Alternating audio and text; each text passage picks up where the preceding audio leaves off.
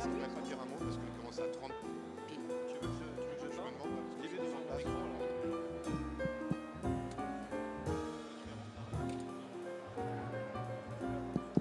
Voilà, je vais vous demander, mesdames, messieurs, de vous installer, s'il vous plaît. Si vous voulez bien avoir la gentillesse de vous asseoir, puisque nous allons commencer le direct dans maintenant 30 secondes. Merci surtout dans les premiers rangs de bien vouloir vous asseoir, d'avoir la gentillesse de vous asseoir avant que nous ne débutions ce direct.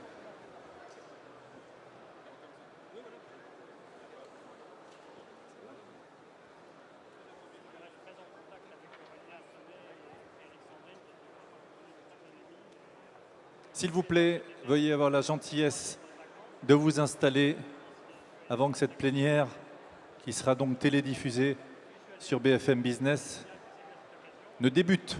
Merci de votre compréhension.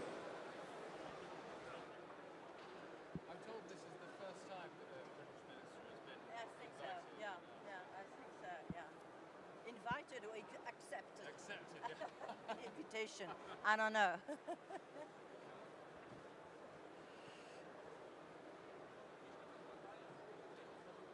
Non, c'est bon. On commence à 30 piles. Hein.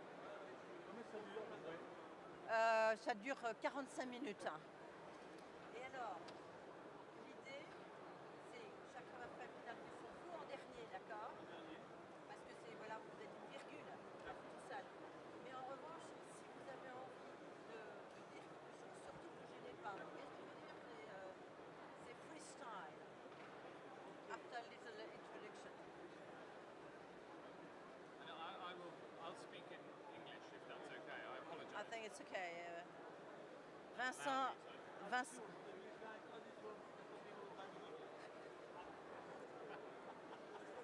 is a teacher at Harvard Business School, so it's no problem with English.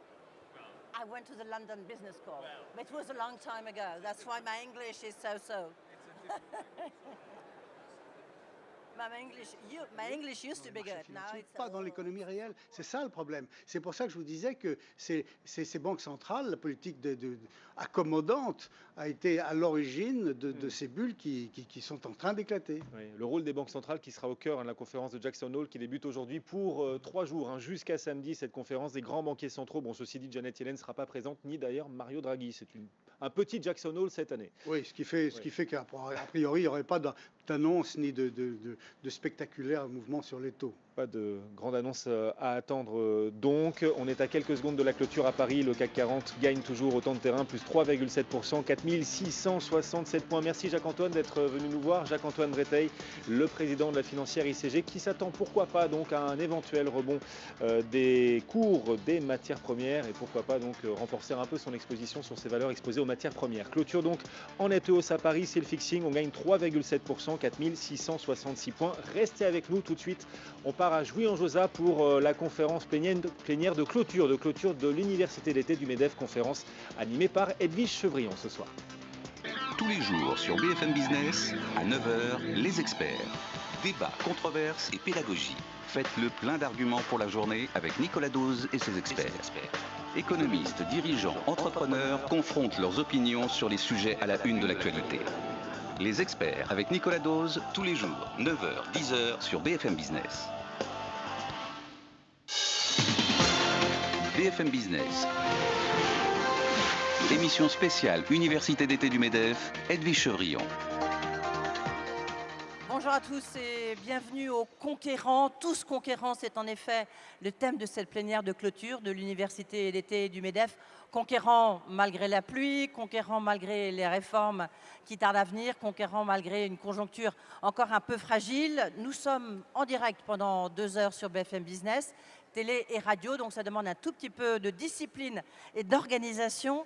Il y a de nombreuses personnalités qui vont participer à cette table ronde qui sera scindée en 2 plateaux. Il y aura 2 ministres, Emmanuel Macron sera avec nous à partir de 19h10, 19h15 pour faire la conclusion de cette université d'été du MEDEF. Je crois qu'il a des annonces à vous faire. Et puis nous avons le Emmanuel Macron britannique, si j'ose dire, Matthew Hancock, qui est en charge de la réforme de l'État. Il nous dira comment il fait pour réformer l'État en Grande-Bretagne. C'est vraiment l'une des valeurs sûres du Parti conservateur. Vous avez donc en deuxième partie, je vais commencer peut-être par la deuxième partie, Patrick Pouyanné, qui est le directeur général donc, de Total, la principale entreprise française. Ahmed Bozer, qui est le président de Coca-Cola International. Je crois que c'est la première fois qu'un haut dirigeant à ce point-là de Coca-Cola vient ici.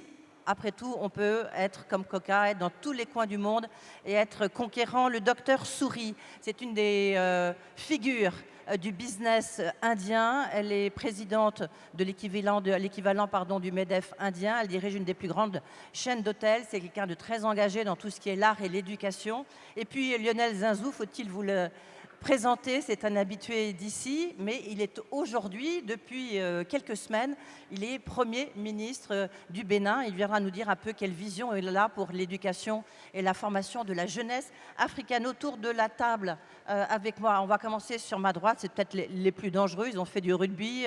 À côté, c'est Bernard Lapassé. Il était président évidemment de la Fédération française de rugby, il est président de l'International Federation Board, comme on dit, du rugby. Merci d'être avec nous. Vous êtes surtout là, parce qu'on parle tous conquérants, vous êtes surtout là pour nous expliquer comment on peut gagner peut-être les Jeux Olympiques de Paris en 2024, puisque c'est vous qui portez la candidature. Et puis après tout, vous avez besoin de tout le monde ici pour vous soutenir. À côté de vous, peut-être quelqu'un qui vous a soigné, je ne sais pas, ou opéré. Le professeur Saillant, qu'on connaît tous, c'est l'un des grands spécialistes. Vous avez opéré les plus grandes figures du sport français. Et puis aujourd'hui, vous êtes président de l'Institut du cerveau et de la moelle épinière. Et si vous êtes là, ça peut paraître un peu bizarre, mais c'est qu'en fait, c'était un véritable incubateur, la Salpêtrière. Il y a beaucoup de chercheurs qui créent des entreprises. Sophie Bellon, qui est à ma droite, une chef d'entreprise, enfin une femme qui va prendre la présidence du groupe leader international Sodexo, entreprise évidemment créée par votre père. Vous allez prendre bientôt la présidence, donc merci d'être avec nous. Et puis un jeune entrepreneur, Vincent Ponce, il est passé de Marx à l'entrepreneurship. Il a fait Normal Sup, maintenant il est professeur à la Harvard Business School. Il a créé son entreprise. Il me disait en préparant qu'il est le seul Français à la Harvard Business School, mais le seul qui a créé sa boîte. Comme quoi, on peut être Français et créer son entreprise. Maintenant, l'introduction, elle va être faite par Matthew Hancock. Comment fait-on des réformes? Comment réussit-on à faire des réformes? Matthew Hancock, c'est à vous. Avec votre beau maroquin rouge surtout.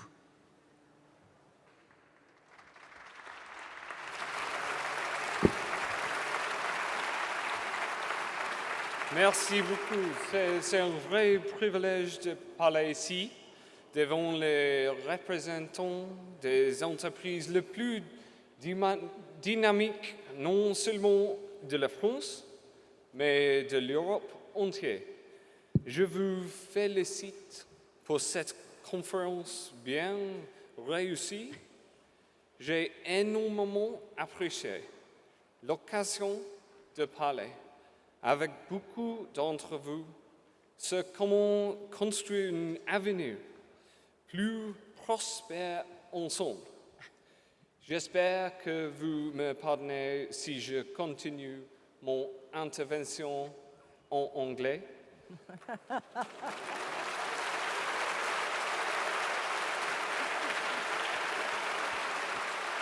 Seulement pour mieux exprimer ce que je suis venu vous dire.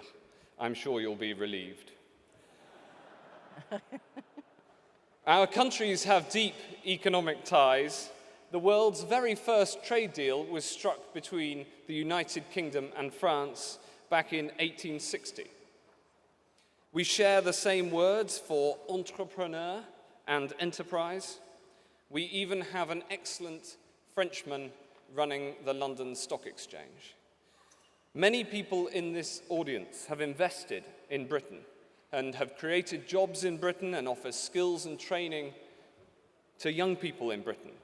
And it is my firm belief that Britain succeeds when France succeeds. And this conference this week has been all about how to enable the next generation to succeed. And perhaps I could take a moment to draw on our own experience in Britain. Just a few short years ago, youth unemployment reached record levels. We saw the deepest recession since the war, and companies were leaving Britain. We came into government in 2010 with a clear long-term economic plan, backed by a readiness to take some tough decisions. First, we said that as a nation, we need to live within our means, with lower taxes to reward hard work and help businesses to grow.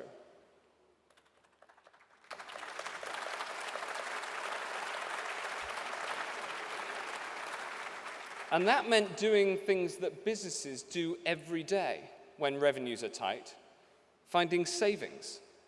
We took public spending in Britain from 46% of GDP to now 40%, and on this plan it will reach 36% by 2020.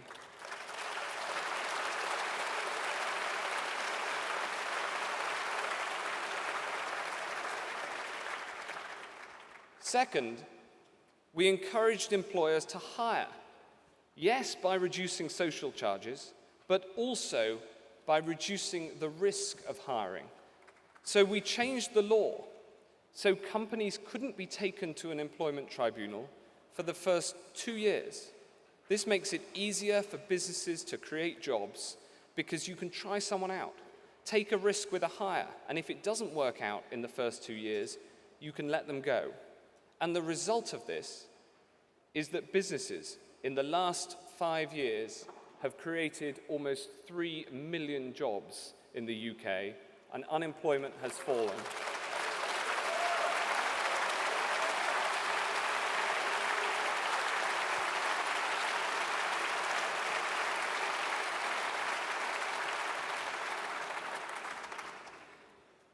We said too that we wanted less bureaucracy, so that businesses have the freedom to expand.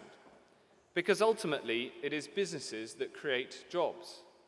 We introduced a one in, one out, and then a one in, two out rule. So for every new regulation the government wants to bring in, savings worth twice the cost to business have to be found.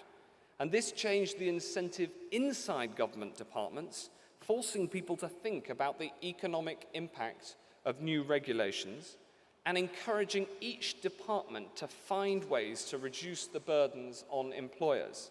And so far, we've reduced the regulatory burden by £10 billion, and we intend to cut it by a further £10 billion over the next 5 years. Crucially, all of these changes have a clear goal. This is the goal of our long-term economic plan. Over a generation, we want to make Britain the most prosperous major nation upon earth. And in these 2 days I've been here at MEDEF, I have seen and heard of the same potential in France. And if our histories show anything, it's that there's nothing that we can do that you can't, except perhaps cricket.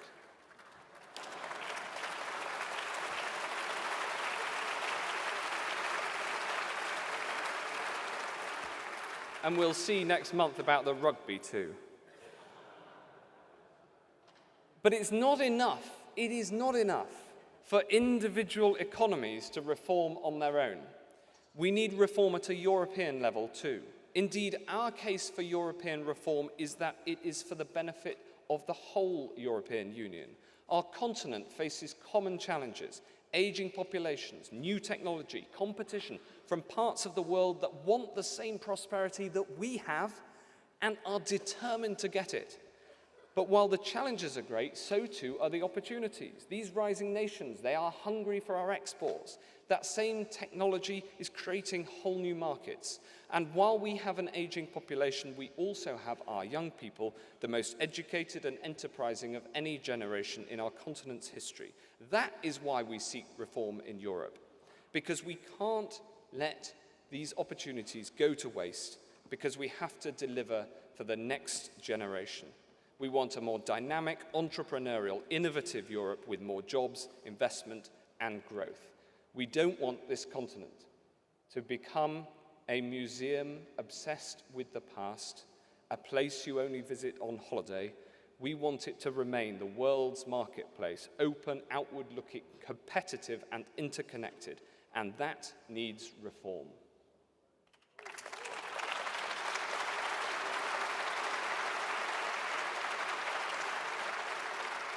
So we need to complete the single market in services. We need to create a digital single market to ensure Europe is at the forefront of the digital revolution. And I'm delighted that when my colleague, our Finance Minister, George Osborne, was here in July, he launched our new joint UK-France data task force with Monsieur Macron to help capitalize on the opportunities that open data present. We also need European institutions to simplify regulation and reduce burdens. And I pay tribute to the early work of Commissioner Timmermans, but there is much, much more to do. And we need free trade agreements so businesses in Europe can find new customers and new markets and new ways across the world to prosper by solving other people's problems, because ultimately that is what good businesses do. This competitiveness is one of our key areas that we're seeking reform to put to the British people in a referendum to settle the issue of EU membership. And I firmly believe that these reforms we seek are not only in Britain's interests, but in the interests of every member state, so the whole continent can rise and thrive and compete in the 21st century. Perhaps to this audience, I could put it like this. Nous poursuivons nos réformes dans un esprit de liberté, car les marchés ouverts et la prospérité vont ensemble. Égalité, car tous les États membres auront les mêmes chances de réussir dans une Europe réformée. Et fraternité, entre tous ceux qui se soucient du sort des générations futures. Je me réjouis de travailler avec vous et avec des amis partout dans notre grand continent afin d'y arriver. Merci beaucoup.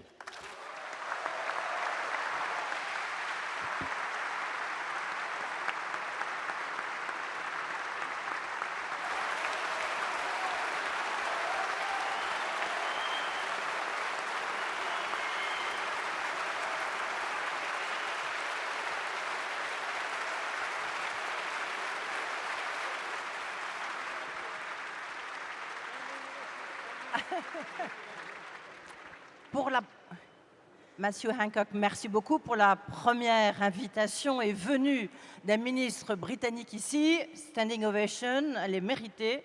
À votre avis, pourquoi cette standing ovation? Why this standing ovation? Because, est-ce que vous faites rêver la Grande-Bretagne? On sait que souvent, certains Britanniques, peut-être pas vous, ont déroulé le tapis rouge aux entrepreneurs, ce qui a provoqué la colère peut-être de nos gouvernants.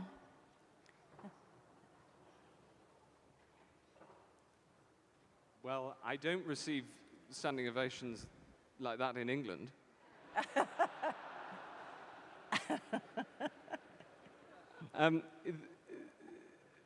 We want to build a prosperous society in Britain, and that involves encouraging people both to succeed in Britain and build businesses in Britain, but also to come to Britain, and we want to attract talent and investment to Britain. So, of course, we welcome people from around the world, but I would also say this. There are many French companies, many companies here, who succeed in France, and because they succeed in France, can then grow and create jobs and prosperity in Britain too. Avant de lancer le débat et de faire parler des différents intervenants, Monsieur Hancock, comment jugez-vous les réformes en France?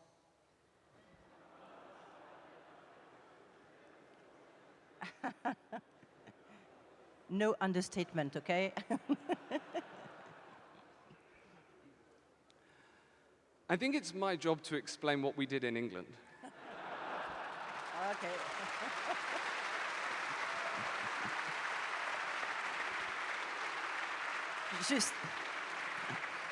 Juste, je vous reposerai la question tout à l'heure. Juste, Bernard Lapassé, France-Angleterre, ça va donner quoi en rugby? Je crois que le match samedi dernier a fait un match nul, puisqu'on a perdu le premier match de 5 points Oui. d'écart une semaine avant. Et la semaine dernière, nous avons battu l'Angleterre de 5 points. Donc tout reste à faire. La Coupe du Monde a lieu en Angleterre. C'est un handicap pour les Français, mais je crois qu'il n'y a pas de résultat acquis pour personne aujourd'hui. Et vive la France encore une fois quand même pour le 15 de France. Là. If you want to... In all seriousness, on this issue of reform, there are reforms that are happening. In, for instance, the digital agenda, where we work closely together on data, these new technologies are happening, are having an impact around the world, and these reforms are happening in France too. So it was kind of you to applaud, but we want also to learn from positive reforms that are improving the situation wherever we find them, and that's one of the reasons that I'm here. Et on en parlera tout à l'heure, évidemment, avec Emmanuel Macron. Rapidement, juste Sophie Bellon, vous entendez ce que vient de dire Matthew Hancock, ça vous, en tant que chef d'entreprise, leader mondial de la restauration, ça vous fait un peu rêver? Nous, déjà, nous apprenons beaucoup de nos expériences à l'étranger, et notamment au Royaume-Uni. Et lorsqu'on voit que lorsqu'on dépasse un peu le débat idéologique très présent en France, où la relation entre le public et le privé est toujours un peu suspicieuse, on voit qu'on peut aller très loin. Et d'ailleurs, nous, en Angleterre, on a 50% de nos activités qui sont avec le secteur public, que ce soit dans la défense, la justice, les hôpitaux, alors qu'en France, on n'est qu'à 25%. Donc, intéressant. Ouais. Ouais. Mais on verra ça, le côté relations publiques-privées tout à l'heure, aussi avec le professeur Saillant. Vincent Ponce, vous, je le disais, vous êtes passé de Marx à l'entrepreneur. Je fais une petite caricature, un raccourci. Vous êtes à Normal Sup, vous avez été à la Harvard Business School, et puis vous avez donc décidé de créer votre entreprise. Vous n'êtes pas allé en Angleterre, vous avez créé votre entreprise en France, et vous êtes penché sur la stratégie électorale. Parce que, en fait, vous avez décidé de créer votre entreprise au moment de la campagne électorale de Barack Obama, qui disait « Yes, we can », et vous vous êtes dit « Moi aussi, je peux créer mon entreprise, malgré la philo, malgré mes études, etc. » Vous avez été. Alors oui, tout à fait. Et j'aimerais dire qu'être ici, pour moi, aujourd'hui, c'est quelque chose de très improbable. Parce que l'aventure entrepreneuriale, comme vous l'avez souligné, était aussi pour moi quelque chose de très très improbable. Il y a 10 ans, je ne me serais jamais vu entrepreneur. Je suis fils d'un père instituteur, d'une mère institutrice, et ça prépare à beaucoup de choses. Ça prépare à faire des bonnes études, à faire des études longues. Ça ne prépare pas à monter une start-up.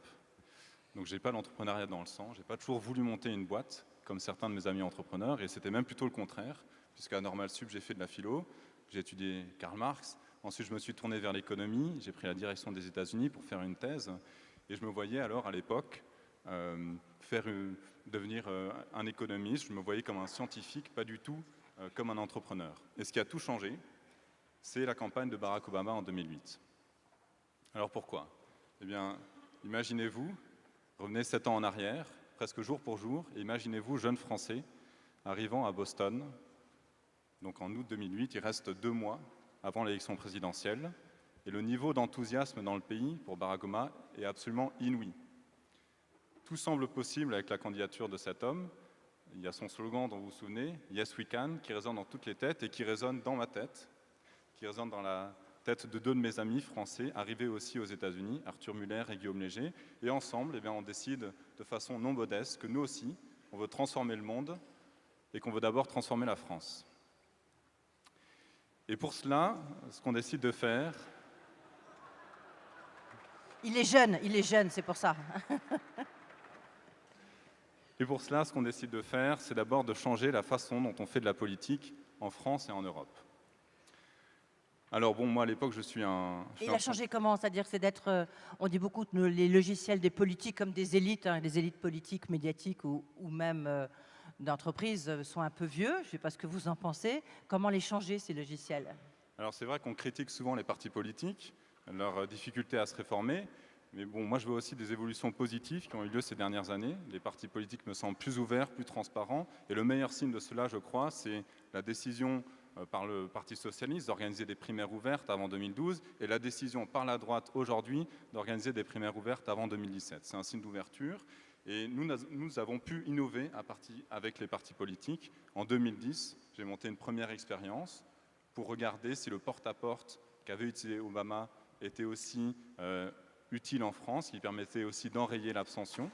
Et puis suite à cela, on voulait non seulement comprendre les causes de l'abstention et les façons de l'enrayer, mais aussi mettre cela en œuvre. Et donc on a dirigé cette campagne de François Hollande qui était un très grand succès puisque 80 000 volontaires ont frappé alors à 5 millions de portes.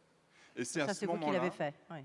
Pardon ? C'est vous qui l'avez organisé. C'est nous qui l'avons organisé avec Arthur Muller, Guillaume Léger, et c'est à ce moment-là qu'on a pris la décision, que cette décision s'est imposée comme évidente, de fonder une start-up. Parce qu'on a compris qu'en montant une boîte, on avait l'occasion de contribuer à régler un des plus grands problèmes de la France aujourd'hui, qui est la crise de la représentation démocratique.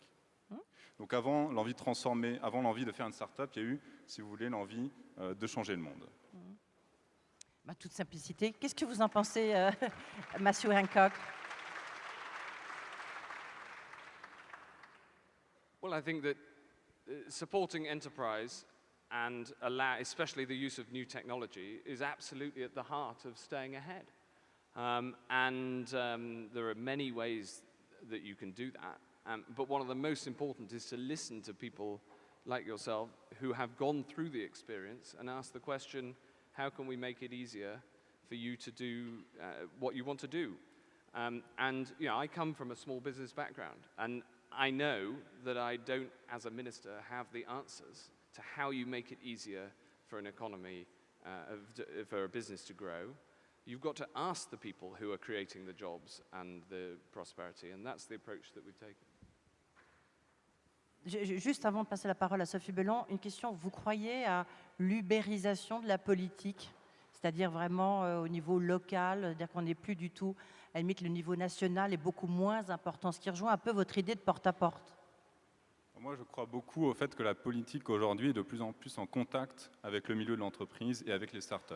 Si vous prenez les campagnes américaines, mais aussi les campagnes françaises, ce sont véritablement aujourd'hui des collections de startups qui organisent ces campagnes.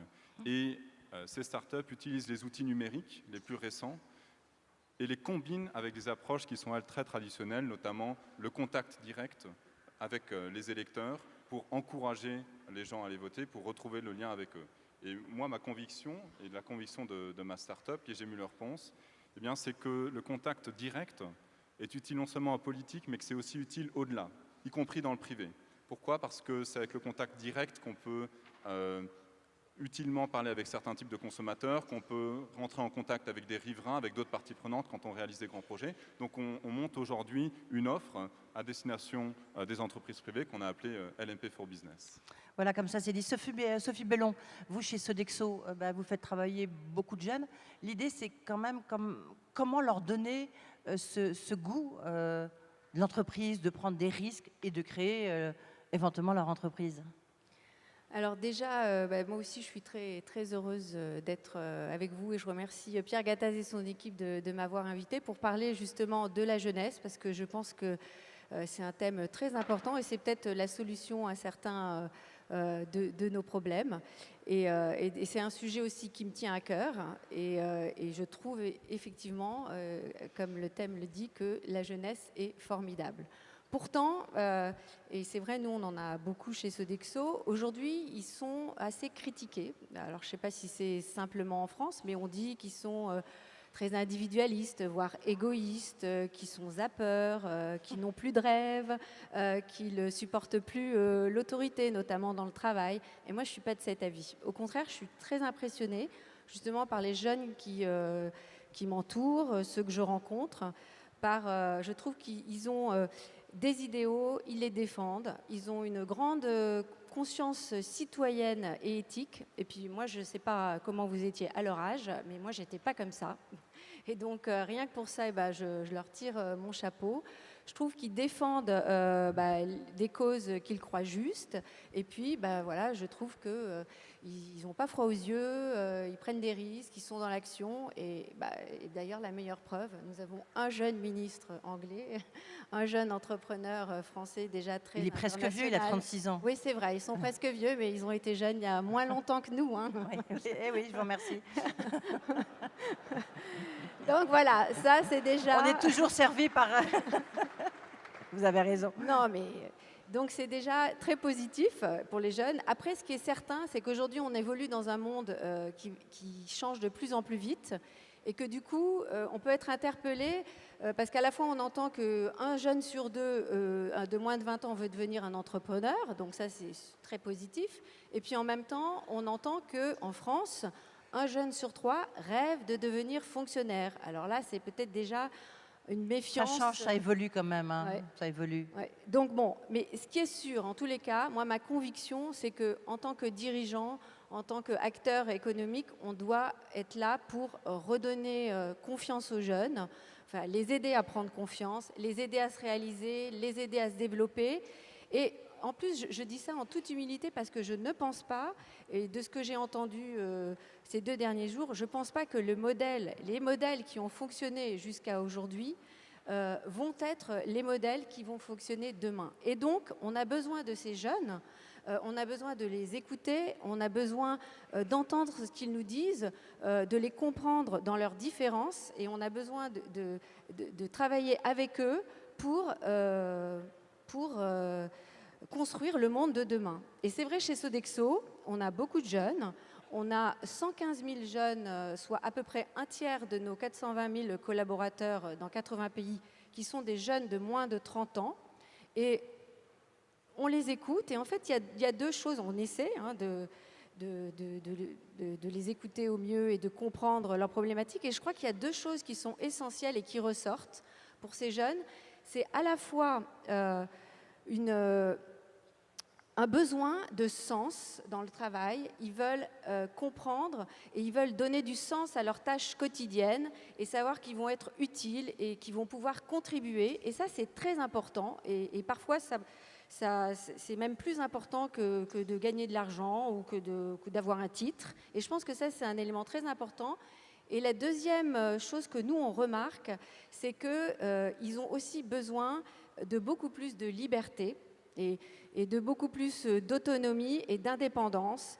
Et donc, voilà. Et donc, on est à l'écoute de ces jeunes et on essaye de trouver des réponses. Alors, juste, je vois tous envie de réagir. Dans le sport, là, dans le rugby chez les jeunes, on voit bien, surtout dans le football, peut-être plus que dans le rugby, il y en a quand même certains qui ont du mal à rentrer dans le cadre. Je crois d'abord, je voudrais parler simplement de la campagne olympique que l'on mène. C'est exactement ce que l'on prépare. Qu'est-ce qu'on prépare quand on prépare une campagne olympique pour 2024 ?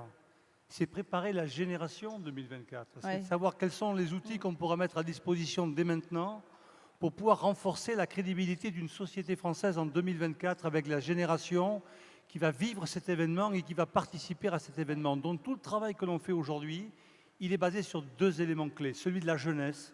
Il faut aujourd'hui apprendre à notre jeunesse des systèmes d'éducation, d'intégration, de vivre ensemble, comment trouver les outils qui vont permettre à cette génération qui est un peu perdue, que l'on trouve ici ou là dans des situations parfois compliquées, donnons les outils qui vont permettre à travers les Jeux Olympiques et l'expression de ces Jeux dans leur dimension sociétale, économique, éducative, trouver les recettes par la jeunesse. Et le deuxième élément, c'est de travailler sur le développement économique.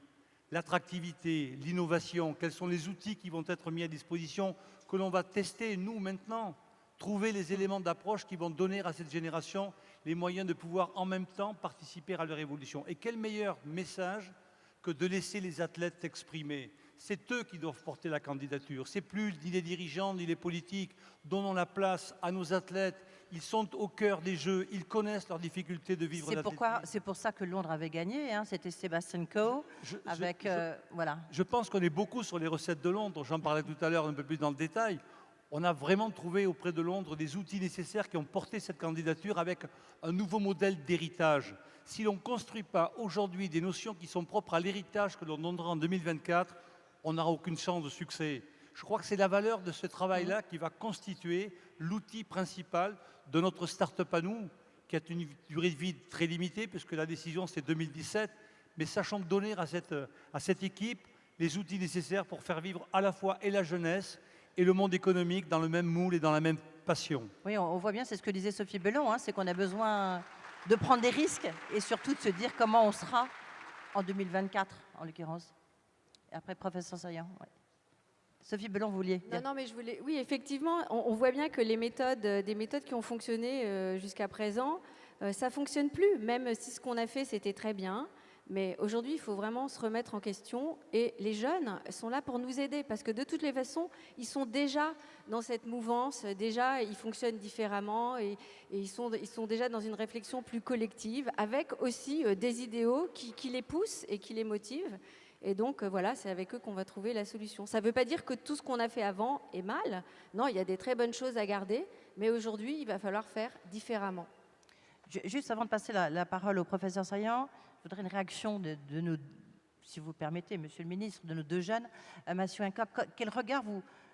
en quoi vous faites de la politique différemment, pardon, vous, par rapport même à David Cameron qui est vieux, il a 40 ans.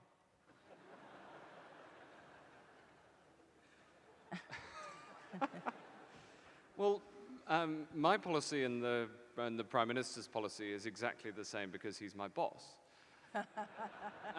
Of course. But there's a and David Cameron is part of a generation of British politicians who've grown up with technology and with the modern world as we find it. And there is undoubtedly a generational shift, because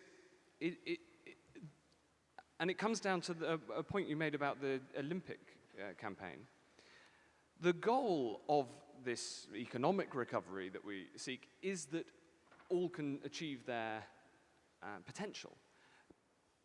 It isn't for some sort of dry numbers and to have some GDP figures or whatever else. It is to improve people's lives. And one of the things that I think that you do so well in France, and I'm sure could help in the Olympic campaign and more broadly, is that you manage both to keep the best of the old and also bring in the best of the new. And we try to do this in the UK too, but I think we admire you for the ability of France to do that. Now, that means keeping on looking for the next new thing, because if you don't, you just get stuck with the old. Right. And that's an approach that we're trying to bring to government in the UK.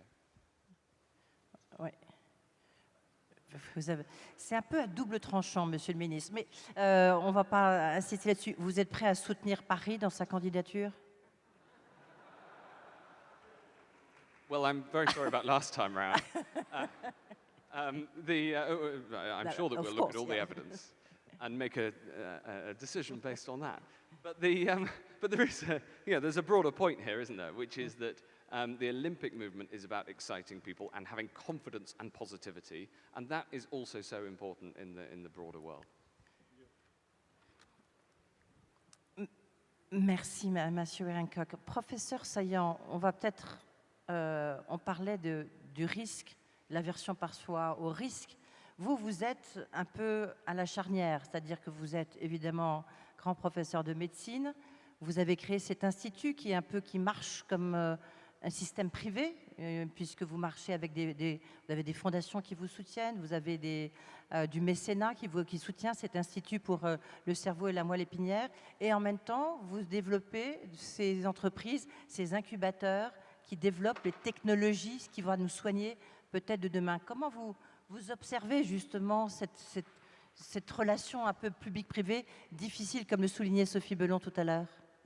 Non, je crois que ce qui vient d'être dit est très important. C'est-à-dire que, quel que soit le pays, qu'il ait des ressources naturelles ou non, il a une richesse, c'est la jeunesse. Or, la jeunesse dit automatiquement éducation et recherche. J'ai été doyen de la faculté pendant un certain nombre d'années. On pense que la formation n'était pas trop mauvaise, la recherche est très bonne en France, mais il y a manifestement un gap entre la recherche et le monde de l'industrie, le monde commercial. Et ça, on ne sait pas créer ce lien. Et c'est pour ça qu'avec Jean Todt, avec les membres fondateurs, on a créé l'Institut du cerveau de la moelle épinière, qui est un centre privé, fondation reconnue d'utilité publique, un conseil d'administration, un président, et qui travaille avec le public et le privé. Et je pense que l'équation flexibilité et réactivité du privé, plus la pérennité et la caution académique du public, ça donne l'efficacité. Et c'est pour ça qu'on a créé l'Institut du cerveau, la moelle épinière. Et quand on a créé ça avec des partenaires publics, des partenaires privés, des très généreux donateurs, l'EDF, Clésia, etc. Il y a une très longue liste. Et en aparté, en 4 ans, on est arrivé à créer quelque chose qui représente 100 millions d'euros de création, 25 000 mètres carrés, alors qu'on n'avait pas un sou. Mais je pense que les 4 mots importants qu'on avait mis dans les critères pour la jeunesse, c'est excellence. Il faut être excellent. Si vous n'êtes pas excellent au départ, vous ne l'êtes pas après. Deuxièmement, c'est le mot international. Les Français sont les plus intelligents du monde, avec les Anglais, monsieur le ministre, avec les Anglais, sont les plus intelligents du monde, mais je pense qu'il est très important d'être international. 30% des 650 chercheurs que nous avons viennent en dehors de la France, et la langue et l'anglais, c'est comme ça, et c'est très important. Mais je crois que le mot le plus important, c'est le mot partage. C'est le partage entre le malade, le médecin, le chercheur, et le 4e élément, c'est la valorisation de la recherche avec le businessman. Et si vous n'expliquez pas à la jeunesse, si vous ne lui donnez pas les moyens de franchir ce pas pour créer votre entreprise, eh bien vous n'y arrivez pas. Et on a tout un étage avec des start-up où les chercheurs vont créer leur start-up et créer leur boîte, avec un certain succès, comme on l'a dans pas mal de cas. Vous avez combien de chercheurs, par exemple, chez vous et est-ce qu'ils ont envie, justement, de créer leur entreprise? Je pense que la nouvelle génération, et la toute nouvelle génération, elle a déjà passé au moins 3 ou 4 ans aux États-Unis, en Angleterre, au Japon ou ailleurs, et elle a cette culture. Elle a cette culture et elle amène un sang neuf.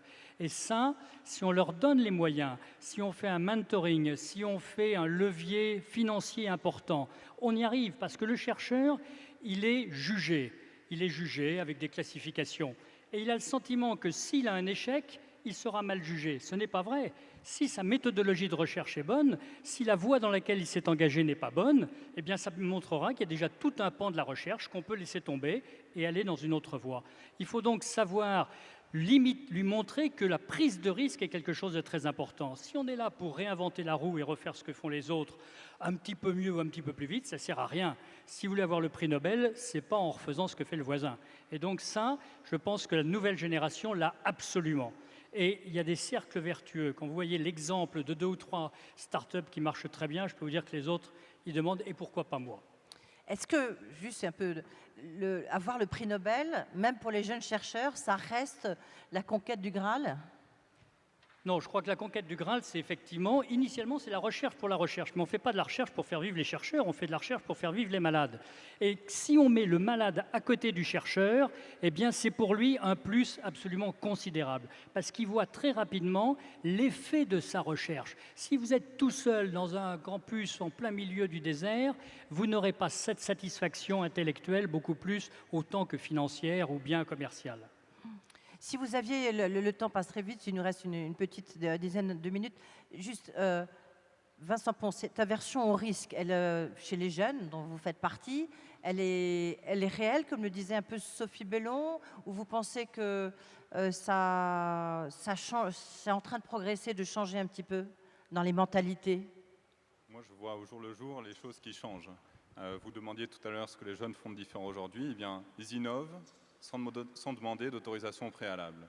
Et je vois cette diffusion de la culture d'entreprise. Pour moi, c'est plusieurs choses. C'est d'avoir la conviction que le monde peut changer.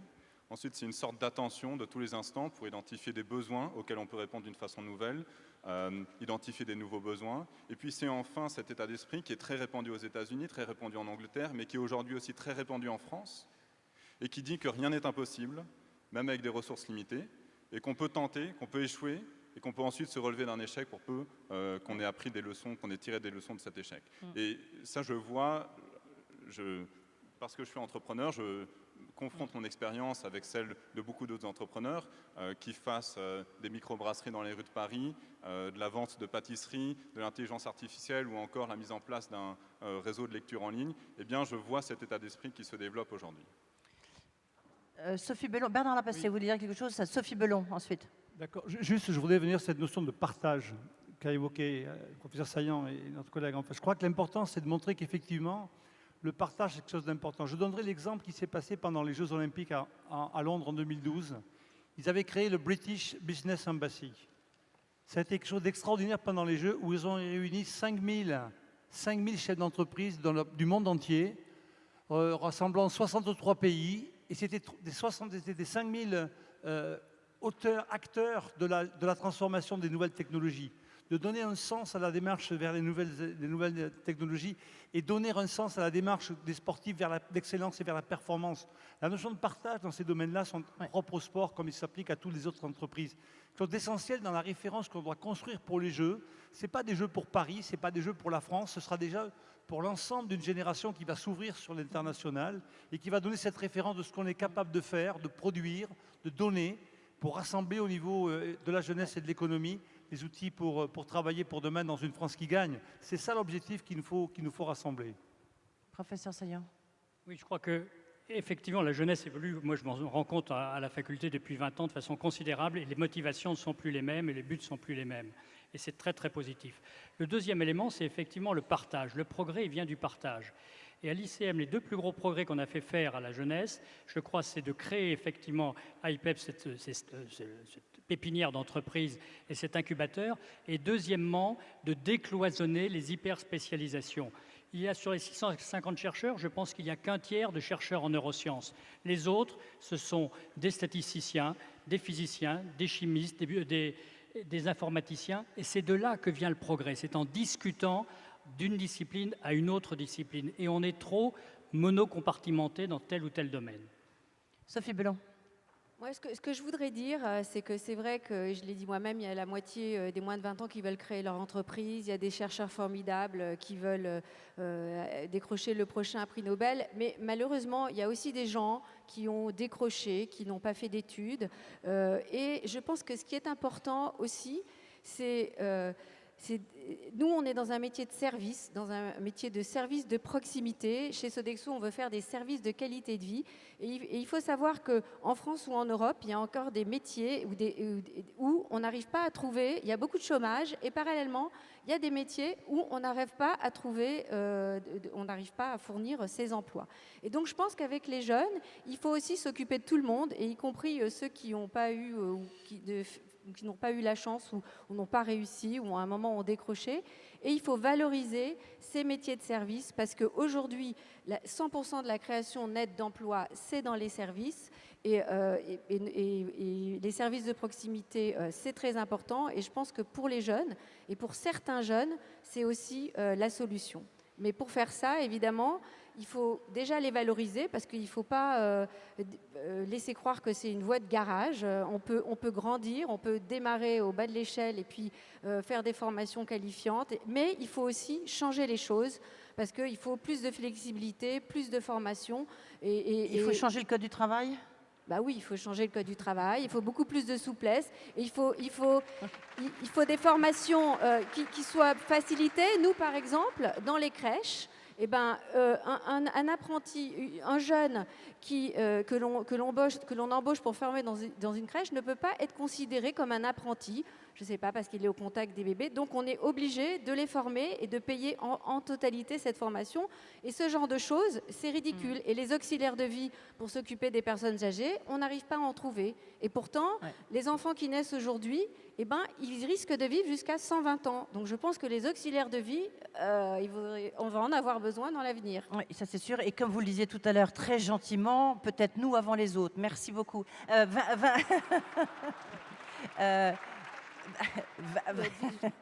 Vincent, et après le mot de conclusion de Mathieu Hencock. Vous savez, j'ai acquis une conviction en montant ma start-up. Et je peux vous assurer que je n'aurais pas dit ça il y a 10 ans, mais aujourd'hui j'en suis vraiment convaincu. Et c'est cette idée que monter une boîte, c'est une façon valable, et c'est parfois même la meilleure façon de répondre aux grands problèmes de la société, y compris dans des secteurs qui semblent les plus étrangers au monde de l'entreprise et plus rétifs au changement. Pour ma boîte, Léger Muller-Pont, ça a été le domaine de la politique, mais je pense aussi à toutes ces boîtes, à toutes ces startups qui se montent dans les domaines de la santé, dans le domaine de l'éducation. Et donc aujourd'hui, le vrai changement, c'est que ces startups s'occupent des plus grands problèmes de la société. Ce n'est plus seulement l'État qui s'en occupe, ce sont aussi des entreprises, des initiatives individuelles qui s'attaquent à ces problèmes, aux problèmes de la pauvreté, aux problèmes de l'alimentation dans le monde. Merci Vincent Ponce. Mathieu Hincock, c'est l'heure de la conclusion de cette première partie de cette table ronde. Qu'est-ce qui vous a frappé? Quel message vous avez envie de dire à cette assistance de conquérants qui vous est toute acquise? Well, I think one of the things I've been struck by in this discussion is that we must always remember this. The reforms that we seek are, I think, important, but they are for a purpose. And if we try to talk about these reforms and the business reforms that we've been discussing this week, and forget to talk about the purpose, then we don't take people with us. And the point that you made at the end is a very important one. It's all right for many who find these changes exciting, but many do not. And we've also always got to make sure that as we reform, and this is true in the UK, it's true with reform at a European level, we do it in a way that brings people with us and brings support. And these are the reforms that we propose, we try to do that. Because ultimately, we're not trying to simply change things for the sake of changing things. We're trying to do that in order to build stronger societies and economies for all people. And we must always have this at the forefront of our mind.